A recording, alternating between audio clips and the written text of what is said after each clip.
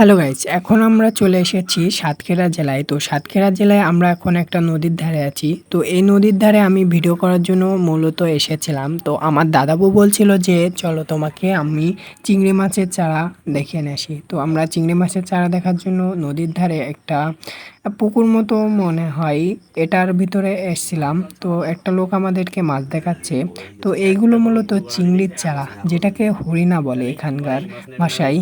তো আমরা যে নদীর ধারে দাঁড়িয়ে আছি সেখান থেকে মূলত এই ডিমগুলো তোলা আর এখানেই চারা উৎপাদন করে।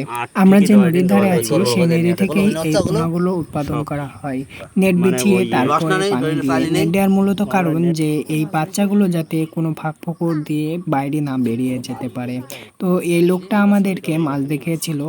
তো আমরা যেহেতু বাইরে থেকে এসেছি সেজন্য আমাদের ভিডিওটা ভালো করার জন্য এই লোক অনেক সাহায্য করেছিল। এই লোককে আমাদের খুব ধন্যবাদ দেওয়া উচিত।